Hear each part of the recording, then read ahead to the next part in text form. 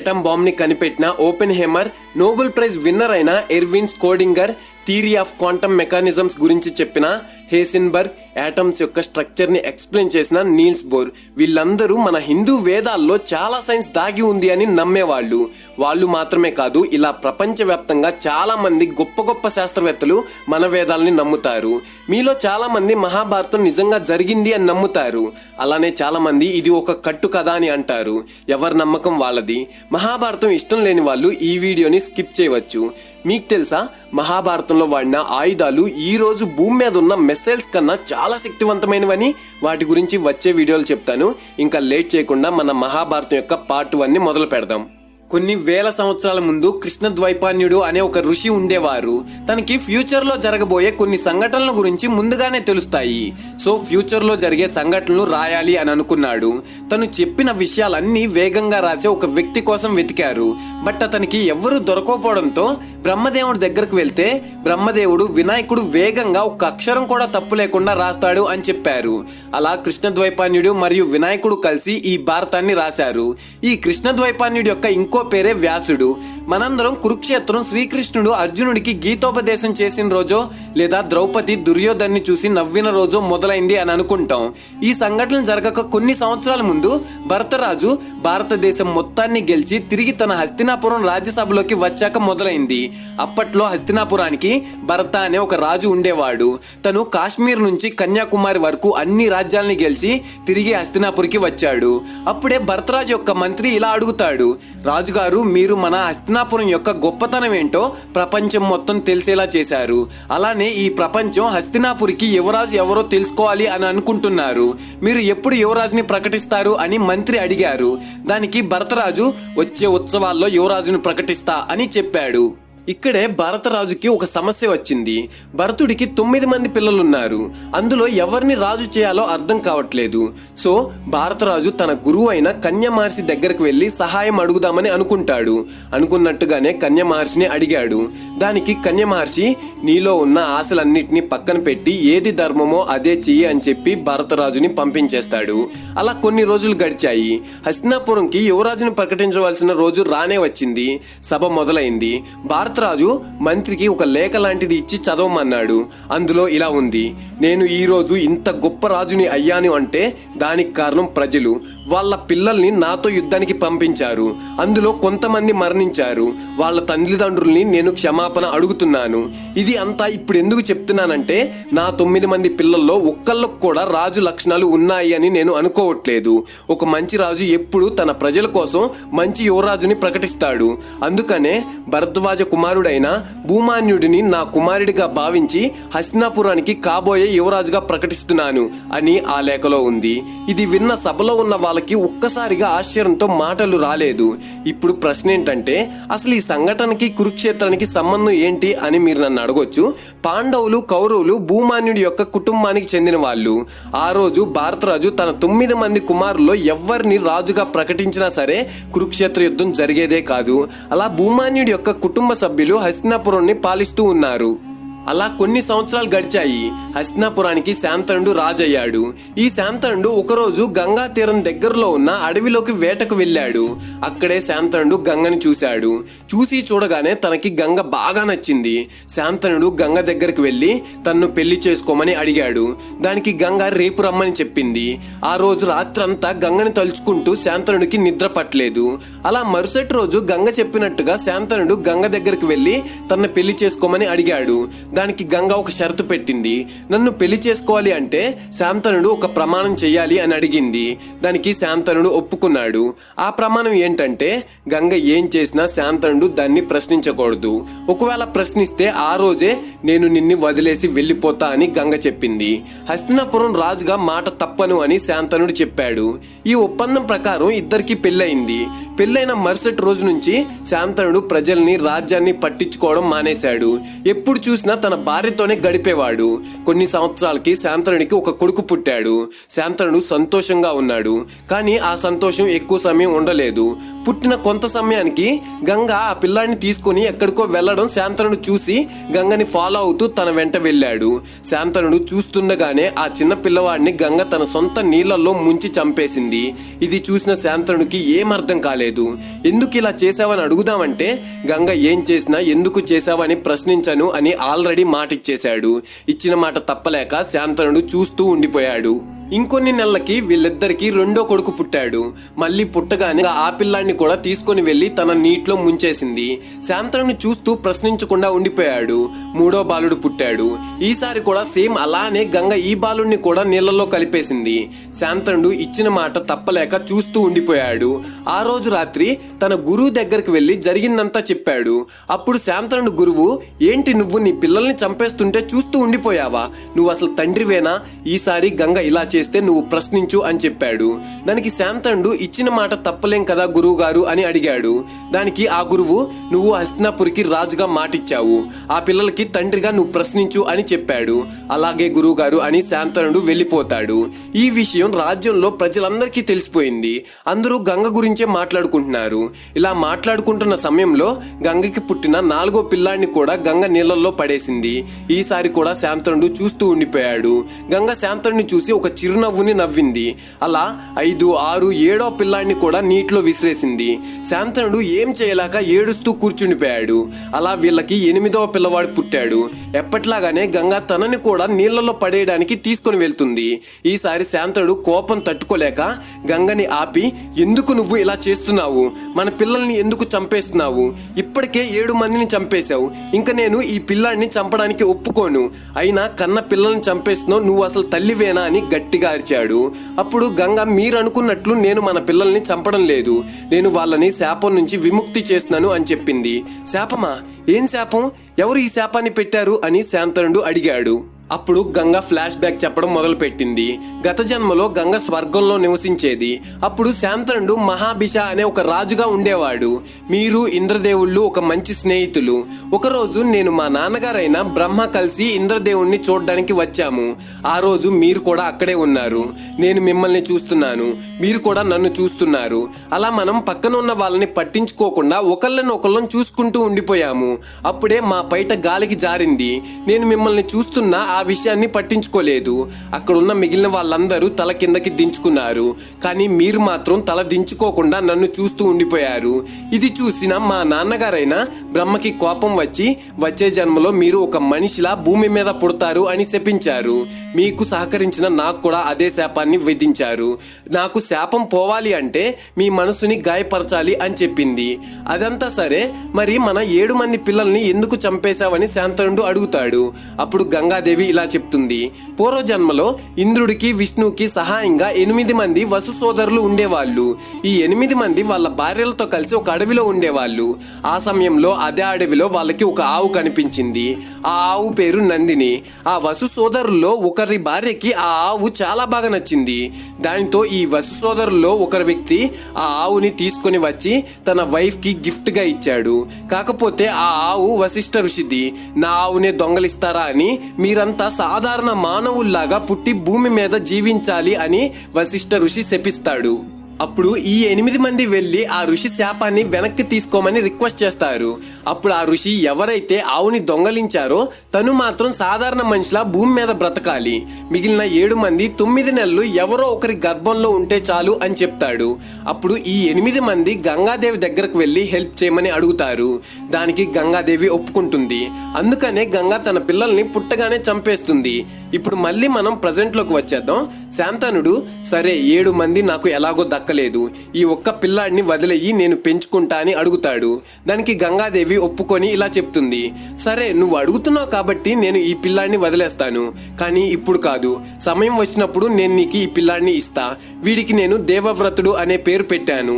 ఇంకో విషయం, మీరు నాకు ఇచ్చిన మాట తప్పారు. నేను ముందుగా చెప్పినట్టు మిమ్మల్ని వదిలి వెళ్ళిపోతున్నా అని చెప్పి గంగ శాంతనుని వదిలి వెళ్ళిపోతుంది. శాంతనుని జీవితం మారిపోయింది.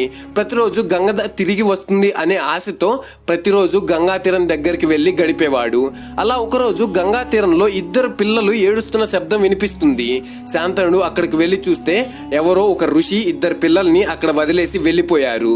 శాంతనుడు ఆ ఇద్దరు పిల్లల్ని తనతోనే తీసుకొని వచ్చి అబ్బాయికి కృప అని అమ్మాయికి కృపి అని పేరు పెట్టాడు.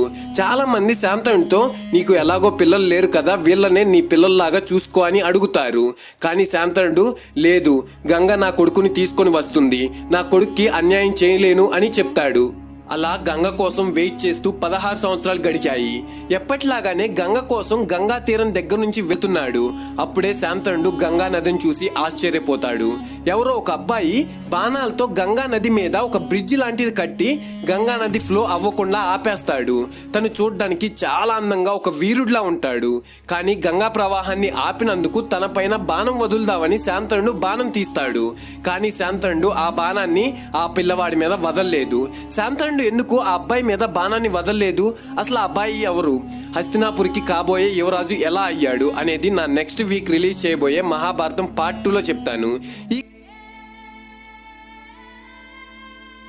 గంగా ప్రవాహాన్నే ఆపుతావా అని శాంతనుడు తన బాణం తీసి ఆ యువకుడికి గురిపెట్టాడు. అప్పుడు ఒక్కసారిగా గంగ ప్రత్యక్షమయ్యి, ఏంటి శాంతను రాజా, నీ కుమారుడికే బాణం గురి పెడతావా అని అడిగింది. గంగని చూడగానే శాంతనుడు మొహంలో పట్టలేని ఆనందం. ఏంటి, ఈ అబ్బాయి మన కుమారుడైన దేవవృతుడా అని ఆ యువకుడిని కౌగిలించుకొని హస్తినాపురానికి యువరాజుని చేస్తా అని చెప్తాడు.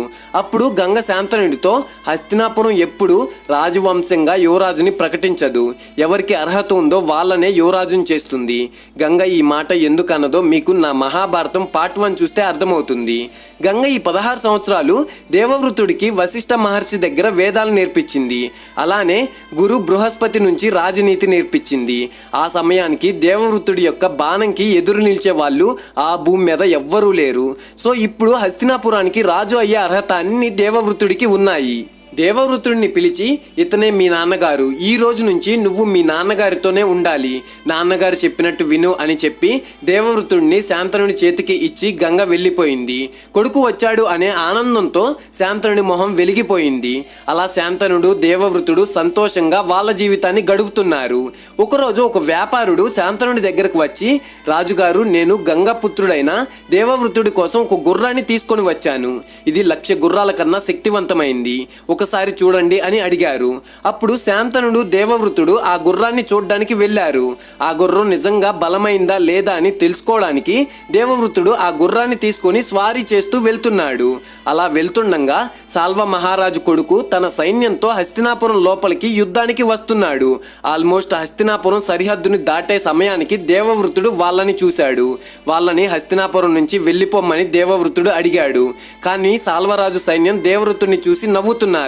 ఎందుకంటే దేవవృతుడు ఒక్కడే ఉన్నాడు అండ్ తనకి అప్పటికి కేవలం 16 సంవత్సరాలు మాత్రమే. వీళ్ళ మాటలు విన్న దేవవృతుడు తన బాణాలను తీసి సాల్వ సైన్యం మీద దాడి చేయడం మొదలుపెట్టాడు. దేవవృతుడి బాణాల దాటికి సాల్వ సైన్యం భరించలేక ఓటమిని ఒప్పుకున్నారు. సాల్వరాజు కుమారుడిని యుద్ధ ఖైదీగా దేవవృతుడు తనతో తీసుకొని వెళ్ళాడు. అలా స్వారీకి అని వెళ్ళిన దేవవృతుడు అంతమందితో యుద్ధం చేశాడు అని తెలిసి శాంతనుడు తనకి సరైన వారసుడు దొరికాడు అని ఆనందపడ్డాడు. యుద్ధ ఖైదీని ఏం చేద్దామని శాంతనుడు మంత్రిని అడుగుతాడు. అప్పుడు మంత్రి, శత్రువు కుమారుడు కూడా మనకి శత్రువే అవుతాడు, అందుకే మరణదండ విధించండి అని చెప్తాడు. కానీ దేవవృతుడు, వద్దు మంత్రి గారు, అలా చేస్తే మనకి శత్రుత్వం పెరుగుతుంది, అదే మనం ఇతన్ని వదిలేస్తే మిత్రులం అవుతాం, మన రాజ్యాన్ని ఒక ఆదర్శ రాజ్యంగా ఉంచాలి అంటే ఇతన్ని వదిలేయండి అని కోరతాడు. శాంతనుడు దేవవృతుడు చెప్పినట్టుగా సాల్వ కుమారుడిని వదిలేస్తాడు. ముందు వాళ్ళతో యుద్ధం చేసినప్పుడు శాంతనుడికి దేవవృతుడి యొక్క బలం నచ్చింది. ఇప్పుడు దేవవృతుడి యొక్క రాజనీతి నచ్చింది. ఆ సభలో ఉన్న ప్రజలందరూ దేవవృత జై అని అరుస్తున్నారు. అప్పుడు శాంతనుడు ఆపి, దేవవృత కాదు, యువరాజుకి జేజేలు కొట్టండి అని చెప్పాడు. అంటే దేవవృతుడు ఇంకా హస్తినాపురికి కాబోయే యువరాజు అని అందరూ ఫిక్స్ అయ్యారు. అలా కొన్ని సంవత్సరాలు గడిచాయి. ఒకరోజు దేవవృతుడు శాంతనుడు కలిసి యమునా తీరం దగ్గర వేటకు వెళ్ళారు. ఆ యమునా తీరం దగ్గర శాంతనుడు సత్యవతిని చూసి ఇష్టపడ్డాడు. సత్యవతికి కూడా శాంతనుడు అంటే ఇష్టం ఏర్పడింది.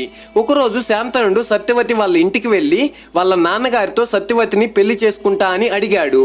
దానికి సత్యవతి వాళ్ళ నాన్న ఇలా చెప్పాడు, ఒక షరతు ఉంది, దానికి ఒప్పుకుంటే సత్యవతిని నీకిచ్చి పెళ్లి చేస్తా అని అంటాడు.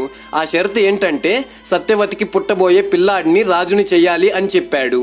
దానికి శాంతనుడు, అలా ఎలా కుదురుతుంది? నేను ఆల్రెడీ దేవవృతుడిని యువరాజుగా ప్రకటించేశాను. ఎట్టి పరిస్థితుల్లోనూ నేను మాటని వెనక్కి తీసుకొని మీకు మాట ఇవ్వలేను అని కోపంతో అక్కడి నుంచి వెళ్ళిపోతాడు. తను వెళ్ళిపోయినా ఎప్పుడు సత్యవతి గురించే ఆలోచిస్తూ దిగులు చెందేవాడు. దేవవృతుడు తన తండ్రి అలా ఉండడం తట్టుకోలేక ఏం జరిగిందో కనుక్కొని సత్యవతి వాళ్ళ ఇంటికి వెళ్ళాడు. వెళ్ళి సత్యవతి వాళ్ళ నాన్నగారితో, నేను హస్తినాపురానికి రాజును అవ్వను అని మాట ఇస్తున్నా అని చెప్పాడు. అప్పుడు సత్యవతి వాళ్ళ నాన్నగారు, సరే నీ మీద నాకు నమ్మకం ఉంది, కానీ ఫ్యూచర్లో నీ పిల్లలు పెద్దయ్యాక రాజ్యం కోసం నీ మాట వినకుండా గొడవ చేస్తే అప్పుడు ఏం చేస్తావని అడుగుతాడు.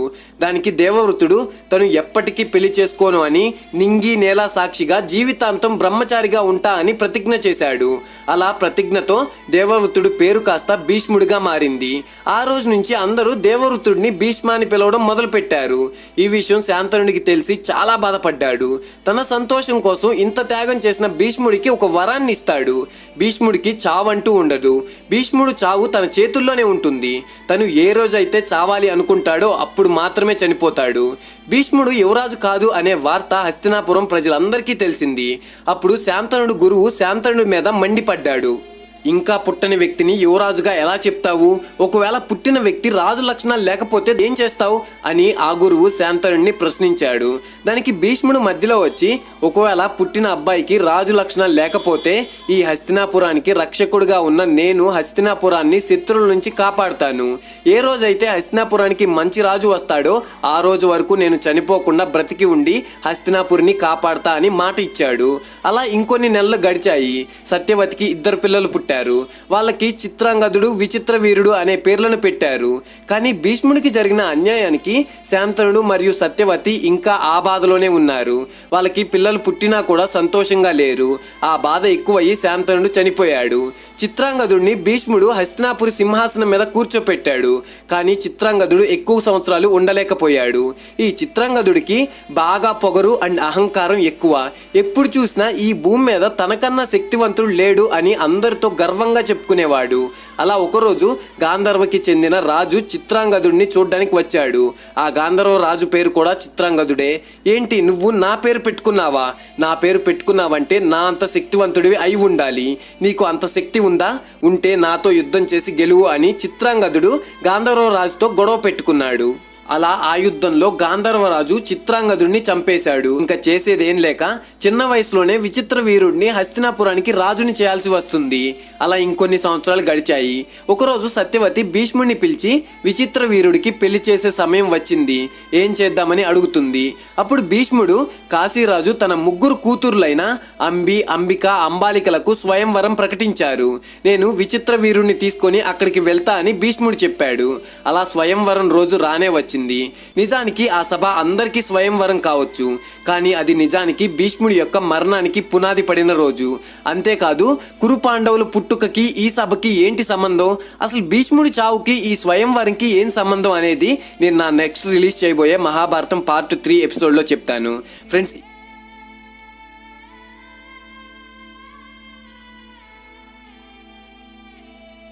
చిత్రాంగదుడికి పెళ్లి చేసే వయసు వచ్చింది అని తనకి పెళ్లి చేయాలి అని సత్యవతి మరియు భీష్ముడు అనుకున్నారు.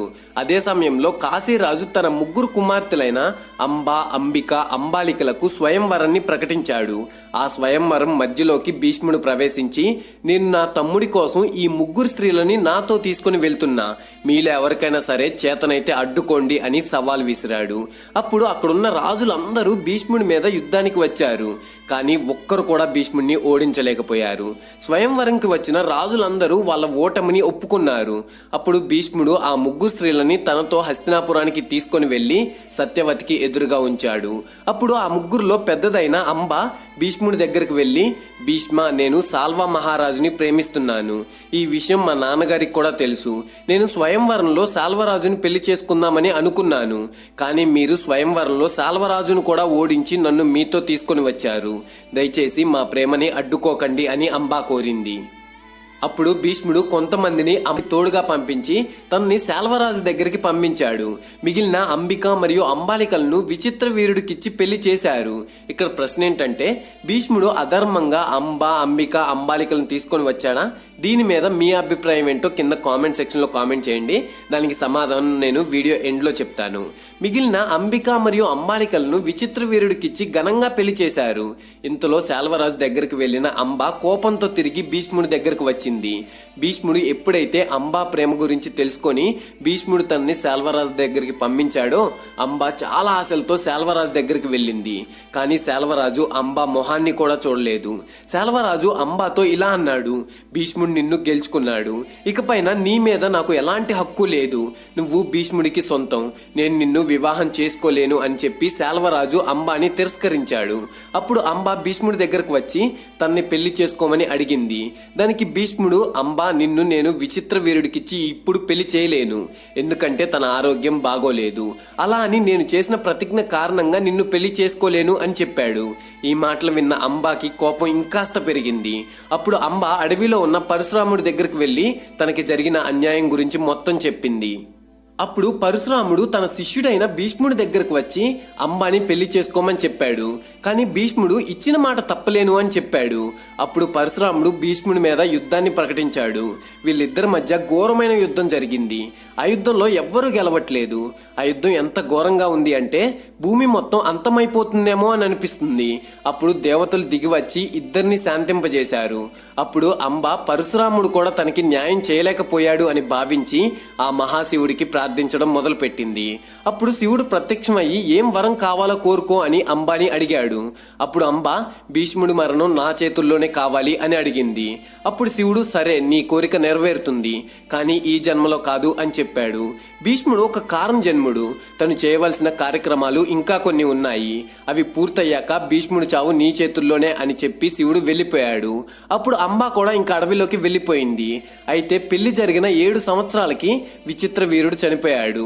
చనిపోయే సమయానికి విచిత్ర వీరుడికి కూడా పిల్లలు లేరు. అప్పుడు హస్తినాపురానికి పెద్ద సమస్య వచ్చింది. రాజ్యానికి రాజు లేడు, యువరాజుగా ప్రకటించడానికి పిల్లలు కూడా లేరు. అప్పుడు సత్యవతి భీష్ముడి దగ్గరికి వెళ్ళి, కుమారా ఈ తల్లి కోసం ఒక మాట ఇస్తావా అని సత్యవతి ఇలా అడిగింది. ఈ రాజ్యానికి మిగిలిన ఒకే ఒక్క వారసుడివి నువ్వే, కావున నువ్వు వివాహం చేసుకొని నీకు పుట్టిన సంతానాన్ని హస్తినాపురికి రాజుని చెయ్యి అని అడిగింది. అప్పుడు భీష్ముడు సత్యవతితో, అమ్మ చంద్రుడు తన చల్లదనాన్ని, సూర్యుడు తన వేడిని వదిలిపెట్టొచ్చు, కానీ నేను మాత్రం నా ప్రతిజ్ఞని వదిలే అవకాశం లేదు అని చెప్పాడు. కానీ రాజ్యానికి రాజు లేకపోవడం మంచిది కాదు, నా ప్రతిజ్ఞ తప్పకుండానే మన రాజ్యానికి వారసుడు పుట్టే అవకాశం కూడా ఉంది అని చెప్పాడు. అదే దేవర న్యాయం. దేవర న్యాయం అంటే తెలియని వాళ్ళ కోసం ఒక వీరుడు కథ చెప్తాను వినండి.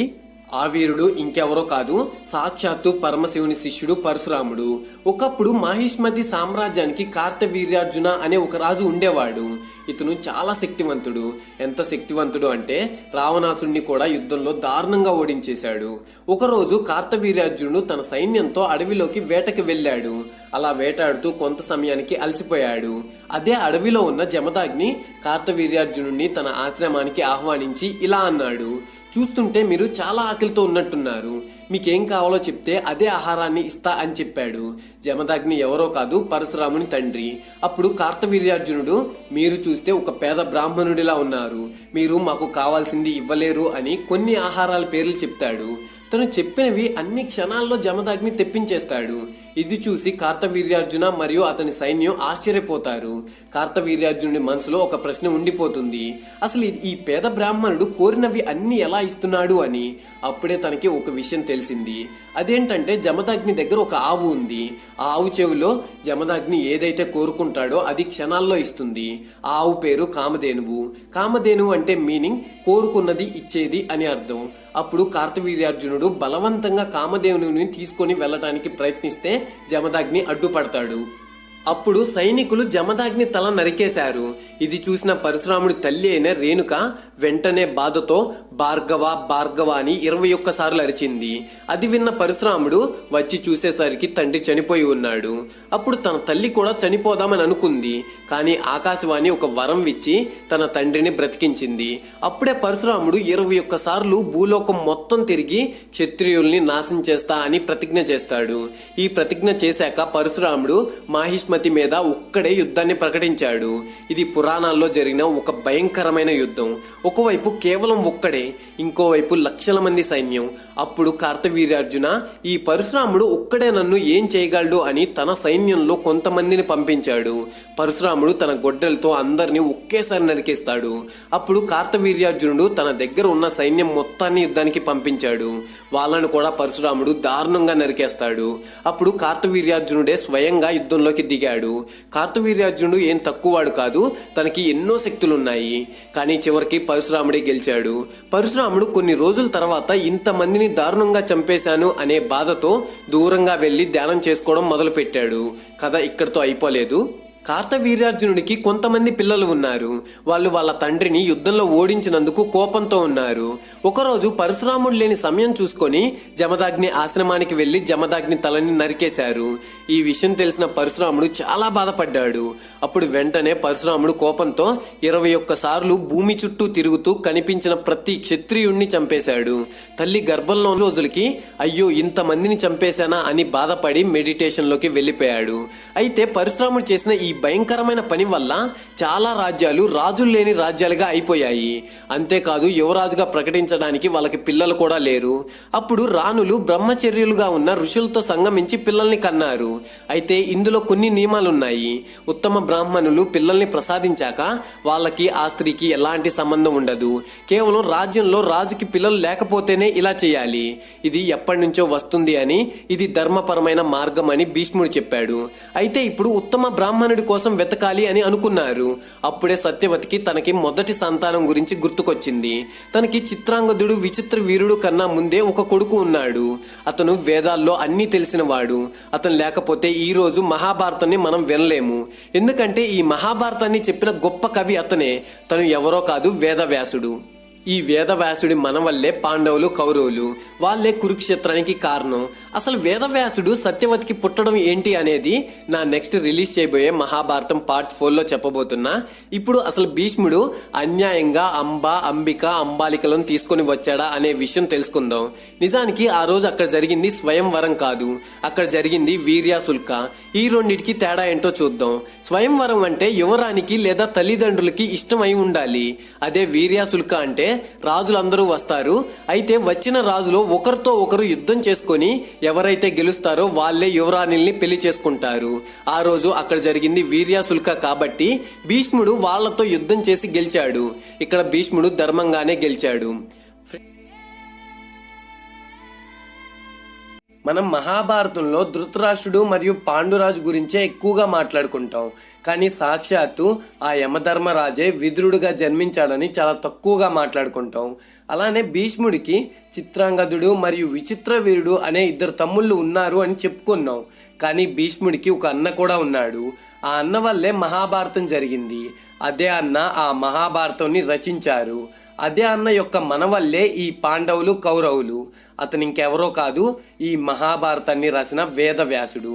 అసలు వేదవ్యాసుడికి పాండవులు కౌరవులు పుట్టుకకి సంబంధం ఏమిటి?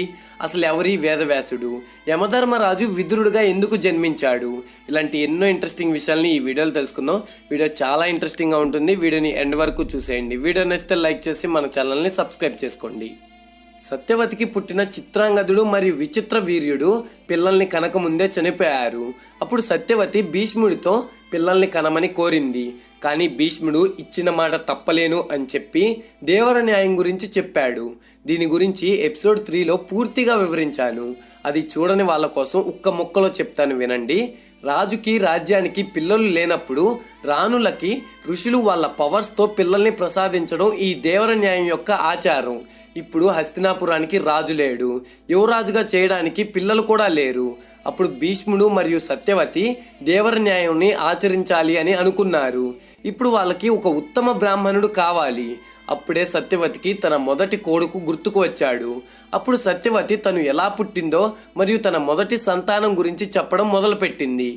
పూర్వంలో వసు అనే ఒక రాజు ఉండేవాడు. తను గిరిక అనే ఒక అమ్మాయిని పెళ్లి చేసుకున్నాడు. ఒకరోజు గిరిక తన దగ్గరకు వచ్చి తనకి పిల్లలు ప్రసాదించమని అడిగింది. కానీ అదే సమయంలో కొన్ని కారణాల వల్ల వసురాజు వేటకి వెళ్ళవలసి వస్తుంది. అలా వేటకు వెళ్ళిన వసురాజుకి జంతువులు సంగమించడం కనిపించింది. అప్పుడు వసురాజుకి తన గిరిక గుర్తుకు వచ్చింది. అయితే అలా గిరిక గురించి ఆలోచిస్తున్న వసురాజుకి తెలియకుండానే వీర్యం బయటకు వచ్చేసింది. దాన్ని తన భార్య అయిన గిరికకి పంపించాలి అని అనుకున్నాడు. ఒక ఆకులో దాన్ని ఉంచి ఒక గ్రద్దకి ఇచ్చి తన భార్యకి ఇవ్వమని చెప్పాడు. అయితే ఈ గ్రద్ద దగ్గర ఉన్న ఆకుని చూసి ఏదో ఆహారం అనుకొని ఇంకో గ్రద్ద వచ్చి ఈ గ్రద్ద మీద దాడి చేయడం మొదలుపెట్టింది. అలా ఆ ఆకులో ఉన్నది యమునా నదిలో పడిపోయింది. అప్పుడు ఆ యమునా నదిలో ఉన్న ఒక చేప ఏదో ఆహారం అనుకొని ఆ ఆకులో ఉన్నది తినేసింది. దానితో ఆ చేప గర్భం దాల్చింది. అలా కొన్ని నెలలు గడిచాయి. ఒకరోజు ఆ చేపలు పట్టుకునే వాడి వలలో చిక్కుకుంది. ఆ వ్యక్తి ఈ చేపని కోసి చూస్తే అందులో ఒక మగపిల్లవాడు ఒక ఆడపిల్ల ఉన్నారు. అప్పుడు ఆ వ్యక్తి మగపిల్లవాడిని రాజుకి ఇచ్చేసి ఆడపిల్లని తను పెంచుకోవడం మొదలుపెట్టాడు. ఇక్కడ అందరికీ ఒక ప్రశ్న వస్తుంది. అదేంటంటే ఒక చేప నుంచి మనిషి ఎలా పుడతారు అని. ఇలా పుట్టడానికి ఒక కారణం ఉంది. దీని గురించి సమయం వచ్చినప్పుడు వివరిస్తాను. ఇప్పుడు మీకు కావాల్సిన కథను మాత్రం చెప్తాను. యమునా నది యొక్క ఇంకో పేరు కాళింది. కాళింది అనే నదిలో దొరికింది కాబట్టి ఆ అమ్మాయికి కాళీ అనే పేరుని పెట్టారు. ఒక చేప నుంచి పుట్టడం వలన తన వంటి నుంచి ఎప్పుడూ చేపల వాసన వచ్చేది. అందుకనే కొంతమంది కాళీని మత్స్యగంధి అని పిలిచేవాళ్ళు. ఈ మత్స్యగంధి అప్పుడప్పుడు తన తండ్రికి పడవ నడపడంలో సహాయం చేసేది. ప్రయాణికులను నది యొక్క ఒక తీరం నుంచి ఇంకో తీరంకి తీసుకొని వెళ్ళటానికి సహాయం చేసేది. ఒకరోజు ఆ నది వద్దకు పరాశర అనే ఒక ఋషి వచ్చారు. అయితే పరాశర ఋషికి మత్స్యగంధి బాగా నచ్చింది. అయితే తనలో కొన్ని కోరికలు పుట్టాయి. ఈ విషయం పరాశర మహర్షి ఆ మత్స్యగంధికి చెప్పాడు. అప్పుడు ఆ మత్స్యగంధి, లేదు, ఒకవేళ నేను నా కన్యత్వాన్ని కోల్పోతే నేను మా తండ్రిని మోసం చేసిన దాన్ని అవుతాను. మా తండ్రి కన్యాదానం చేసినప్పుడు నా భర్తని మోసం చేసిన దాన్ని అవుతాను. నేను ఒప్పుకోను అని చెప్పింది. అప్పుడు ఆ ఋషి తన కన్యత్వం పోకుండా కలుస్తా అని చెప్పాడు. అలా పరాశర ఋషి తనకి ఉన్న శక్తులతో మత్స్యగంధి నుంచి వచ్చే చేపల వాసన పోయేలా చేసి ఒక మంచి సువాసన వచ్చేలా చేశాడు. పరాశరుడు చాలా శక్తివంతుడు. అందుకే తను సంగమించగానే మత్స్యగంధికి గర్భం వచ్చింది. అప్పుడు పరాశర, నీకు ముల్లోకాల్లో అత్యంత జ్ఞానం ఉన్న బిడ్డ పుడతాడు. అతను సాక్షాత్తు విష్ణుమూర్తిలో ఒక భాగం అని చెప్పాడు. ఆ బిడ్డ పుట్టగానే నీ కన్యత్వం మళ్ళీ నీకు తిరిగి వస్తుంది అని చెప్పి పరాశరుడు యమునా నదిలో స్నానం చేసి అక్కడి నుంచి వెళ్ళిపోయాడు. కొన్ని రోజులకి ఆ మత్స్యగంధి యొక్క దీవిలో ఒక అందమైన బాబుకి జన్మని ఇచ్చింది. ఆ మత్స్యగంధి ఇంకొక పేరే సత్యవతి. ఆ పుట్టిన బాబు పేరు కృష్ణద్వౌపాన్యుడు. ఆ బాలుడి యొక్క ఇంకొక పేరే వేదవ్యాసుడు. ఆ వేదవ్యాసుడు రాసిన గొప్ప కావ్యమే ఈ మహాభారతం. ఒకరోజు వేదవ్యాసుడు తన తల్లి దగ్గరకు వచ్చి, అమ్మ, నేను తపస్సు చేసుకోవడానికి అడవిలోకి వెళ్తున్నా. మీకు ఎప్పుడైనా సమస్య వస్తే నన్ను తలుచుకోండి, నేను వెంటనే ప్రత్యక్షం అవుతా అని చెప్పి వెళ్ళిపోయాడు. సత్యవతి ఒక రాజు కారణంగా జన్మించింది. అందుకనే సత్యవతి తండ్రి తనకి పుట్టిన పిల్లల్ని రాజుల్ని చేయాలి అని షరతు పెట్టారు. అలా సత్యవతి తన పుట్టుక గురించి మరియు తన మొదటి కొడుకైన వేదవ్యాసుడి జననం గురించి చెప్పింది. ఇప్పుడు మళ్ళీ మనం మన మెయిన్ స్టోరీలోకి వచ్చేద్దాం. సత్యవతి వ్యాసుడిని తలుచుకోగానే వ్యాసుడు ప్రత్యక్షమయ్యాడు. అప్పుడు సత్యవతి వ్యాసుడితో పరిస్థితులని వివరించింది. విచిత్ర వీరుడి భార్యలు అయిన అంబిక, అంబాలికలకు పిల్లల్ని ప్రసాదించమని అడుగుతుంది. అప్పుడు వ్యాసుడు సరే అని, నేను ఒక వ్రతం చెప్తాను. ఆ వ్రతాన్ని పాటిస్తే 1 సంవత్సరంలోగా అంబిక మరియు అంబాలికలకు పిల్లలు పుడతారు అని చెప్పాడు. అప్పుడు సత్యవతి, మనకి అంత సమయం లేదు అని వ్యాసుడితో చెప్పింది. అప్పుడు వ్యాసుడు, అలా అయితే అంబిక మరియు అంబాలికలు నా శక్తిని తట్టుకుంటే వాళ్ళకి త్వరగా పిల్లలు పుడతారు అని చెప్పాడు. అప్పుడు సత్యవతి బాధతో అంబిక మరియు అంబాలికల దగ్గరకు వెళ్ళి తన వల్లే వాళ్ళకి ఈ గతి పట్టింది అని బాధపడుతుంది.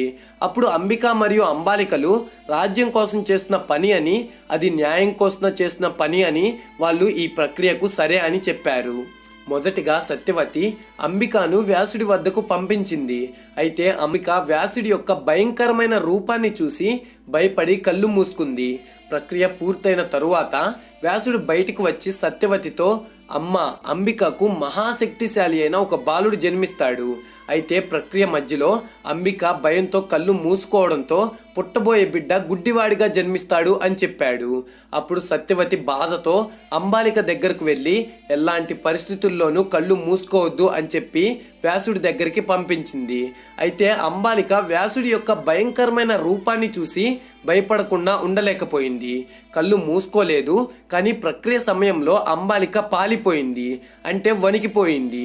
అందుకనే అంబాలికకి ఒక అత్యంత వీరుడు పుడతాడు, కానీ తను పాండు రోగంతో పుడతాడు అని సత్యవతితో అంటాడు. ఇద్దరు పిల్లలు పుడతారు అని తెలిసినా వాళ్ళకి ఉండే లోపాల వల్ల సత్యవతి బాధపడింది. అయితే సత్యవతి వ్యాసుడి దగ్గరికి వెళ్ళి ఎలాంటి లోపాలు లేని ఒక బలమైన జ్ఞానం పుష్కలంగా ఉండే ఇంకో పిల్లాడిని ప్రసాదించమని కోరింది. దానికి వ్యాసుడు సరే అని ఒప్పుకున్నాడు. అప్పుడు సత్యవతి మళ్ళీ అంబిక దగ్గరకు వెళ్ళి అడిగింది. సత్యవతి మాట కాదు అనలేక అంబిక సరే అని అన్నది. అయితే అంబికకు వ్యాసుడిని చూస్తేనే భయం వేస్తుంది. అప్పుడు అంబిక తన స్థానంలో ఒక దాసిని పంపించింది. ఆ దాసి వ్యాసుడిని చూసి భయపడకుండా వ్యాసుడి తపోశక్తిని తట్టుకుంది. అలా దాసికి అత్యంత బలవంతుడు మరియు అత్యంత తెలివైన వాడు పుట్టాడు. అంబికకు పుట్టిన అంధుడి పేరు ధృతరాష్ట్ర. అంబాలికకు పాండు రోగంతో పుట్టిన పిల్లవాడి పేరు పాండురాజు. దాసికి పుట్టిన వాడి పేరు విదురుడు. అందరం ఎప్పుడు ధృతరాష్ట్ర మరియు పాండురాజు గురించే మాట్లాడుకుంటాం, కానీ మీలో ఎంతమందికి విదురుడు సాక్షాత్తు ఆ యమధర్మరాజు అని తెలుసు? అసలు యమధర్మరాజు విదురుడుగా పుట్టడం వెనుకున్న విషయం గురించి తెలుసుకోవాలి అంటే మీకు ఫ్లాష్ బ్యాక్ తెలియాలి. పూర్వంలో మాండవ్య మహర్షి అనే ఒక ఋషి ఉండేవారు. అతను ఒకరోజు మౌనవ్రతంలో ఉండి తన ఆశ్రమం బయట తపస్సు చేసుకుంటున్నారు. అదే సమయంలో తను ఉంటున్న రాజ్యంలో రాజుగారి ఇంట్లో దొంగలు పడి బంగారాన్ని దోచుకెళ్లారు. అప్పుడు రాజు యొక్క భటులు ఆ దొంగల్ని వెంబడిస్తూ వెళ్ళారు. అప్పుడు ఆ దొంగలు ఈ మాండవ్య ఋషి ఆశ్రమంలోకి వెళ్ళి దాక్కున్నారు. అయితే తపస్సులో ఉన్న ఆ ఋషి వాళ్ళని గమనించలేదు. తపస్సు పూర్తయి కళ్ళు తెరవగానే ఎదురుగా రాజు భటులు ఉన్నారు. వాళ్ళు ఈ ఋషితో ఇద్దరు దొంగలు ఇటువైపుగా వచ్చారు, మీరు వాళ్ళని చూశారా అని అడిగారు. అయితే మౌనవ్రతంలో ఉండడం వల్ల వాళ్ళకి ఎలాంటి సమాధానం ఇవ్వలేదు. అప్పుడు రాజు భటులు తన ఆశ్రమంలోకి వెళ్ళి చూస్తే దొంగలు మరియు బంగారం ఉంది. ఈ ఋషికి కూడా ఈ దొంగలతో సంబంధం ఉంది అని భావించి తనని రాజు దగ్గరికి తీసుకొని వెళ్ళారు. అయితే ఏం జరిగిందో తెలుసుకోకుండా ఆ రాజు ఇద్దరు దొంగలకు మరణ శిక్ష విధించి వాళ్ళకి సహకరించిన ఈ ఋషికి శూలము గుచ్చమని ఆదేశించారు. అలా శూలముతో కూడా తన తపస్సుని కొనసాగించాడు. ఆ తపస్సు చూసి కొంతమంది ఋషులు పక్షుల రూపంలో అక్కడికి వచ్చి ఏం జరిగిందో తెలుసుకున్నారు. ఈ విషయం అక్కడున్న రాజు భటులు కూడా చాటుగా విన్నారు. వాళ్ళు వెంటనే రాజుగారి దగ్గరికి వెళ్ళి ఈ జరిగిందంతా చెప్పారు. అప్పుడు రాజు ఆ ఋషి కాళ్ళ మీద పడి క్షమించమని వేడుకున్నాడు. అప్పుడు ఆ ఋషి ఇందులో నీ తప్పు లేదు, ఇది నా కర్మ ఫలితం అయి ఉంటుంది అని చెప్పాడు. ఆ మాండవ్య ఋషి తనకు ఉన్న శక్తులతో యమధర్మరాజు దగ్గరికి వెళ్ళి నేను ఏం తప్పు చేశానని నాకు ఇంత పెద్ద శిక్ష విధించారు? నేను ఒక బ్రాహ్మణుడిని, నాకు ఊహ తెలిసినప్పటి నుంచి నేను ఎలాంటి తప్పు చేయలేదు అని. అప్పుడు యమధర్మరాజు మాండవ్య ఋషితో ఇలా అన్నాడు, నువ్వు చిన్నప్పుడు తూనీగలను పట్టుకొని వాటి తోకల్ని ముళ్ళు గుచ్చావు. అవి కూడా జీవులే కదా, వాటికి నొప్పి కలుగుతుంది కదా, ఆ పాపంకి నీకు ఈ శిక్ష అని చెప్పాడు. ఈ విషయం విన్న ఆ మాండవ్య ఋషికి కోపం పెరిగింది. అతను యమధర్మరాజుతో ఇలా అన్నాడు, యమధర్మరాజా, పిల్లలు 14 ఏళ్ళు వచ్చేంత వరకు బాలురు అని పిలువబడతారు. ఆ వయసులో ఏదీ తెలిసి చేయరు. వాళ్ళు ఏం చేసినా తప్పు కాదు. అలాంటిది నేను నాకు తెలియని వయసులో చేసిన దానికి ఇంత పెద్ద శిక్షను విధిస్తావా అని కోపంతో నువ్వు ఒక దాసి కడుపున పుడతావు, నువ్వు గొప్పవాడిగానే పుడతావు, కానీ ఒక దాసి కడుపున పుట్టడం వల్ల నీకు ఎలాంటి అధికారం ఉండదు అని ఒక శాపాన్ని ఇస్తాడు.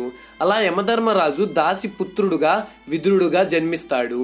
ఈ రోజు కూడా మనం 14 ఏళ్లలోపు పిల్లలు తప్పు చేస్తే వాళ్ళని శిక్షించము. అసలు సాక్షాత్తు యమధర్మరాజు ఉన్న విదురుడుగా కౌరవుల వైపు యుద్ధం చేస్తే పాండవులు ఓడిపోయేవాళ్ళు. మీరు అనుకోవచ్చు పాండవుల వైపు శ్రీకృష్ణుడు ఉన్నారు కదా అని, కానీ విదురుడు గనక యుద్ధం చేస్తే శ్రీకృష్ణుడికి కూడా కష్టమయ్యేది. కౌరవుల వైపు అత్యంత శక్తివంతులు భీష్ముడు, కర్ణుడు, ద్రోణాచార్యుడు, విదురుడు. అయితే మిగిలిన ముగ్గురికి ఉన్న బలహీనతల గురించి శ్రీకృష్ణుడికి తెలుసు. వాళ్ళని ఎలా ఓడించాలో కృష్ణుడికి తెలుసు. కానీ ఎలాంటి బలహీనతలు లేనివాడు విదురుడు. విదురుడికి తెలిసిన యుద్ధ నీతులు ఎవ్వరికీ తెలియవు. ఒకవేళ విదురుడు కౌరవుల వైపు యుద్ధం చేస్తే గనక వాళ్ళకి విజయం ఖాయమైనట్లే. అలానే శ్రీకృష్ణుడికి విదురుడు అంటే చాలా ఇష్టం. ఎందుకంటే విదురుడు ఎప్పుడు ధర్మంగానే బ్రతికేవాడు. అలాంటి గొప్ప వీరుడు ధర్మాత్ముడు యుద్ధంలో ఎందుకు పాల్గొనలేదు అనేది నా తర్వాత వచ్చే వీడియోలో చెప్పబోతున్నా. అసలు ఈ ధృతరాష్ట్ర, పాండురాజు, విదురుడు కలిసి హస్తినాపురం భవిష్యత్తుని ఎలా మార్చారో నా మహాభారతం 5th ఎపిసోడ్లో చెప్పబోతున్నా. ఇప్పుడు అందరికీ ఉండే ఒకే ఒక్క ప్రశ్న, యమధర్మరాజు భూలోకంలో ఉంటే మరి నరకాన్ని ఎవరు పరిపాలించారు అని మీకు ఒక సందేహం వస్తుంది. దేవమాత ఆతిథి యొక్క 12 కుమారుల్లో ఒకడైన ఆర్యమన్ యమలోకాన్ని పరిపాలించాడు అని చెప్తూ ఉంటారు. సో గైస్, ఈ వీడియోకి ఇంకింతే. మహాభారతం పార్ట్ 5లో మళ్ళీ కలుద్దాం. ఫ్రెండ్స్, ఈ వీడియో కనుక మీకు నచ్చినట్లయితే వీడియోని లైక్ చేసి మన ఛానల్ సబ్స్క్రైబ్ చేసుకోండి. అండ్ నాకు సపోర్ట్ చేద్దామనుకుంటే కనుక ఈ వీడియోని మీ ఫ్రెండ్స్ అండ్ ఫ్యామిలీకి షేర్ చేయండి.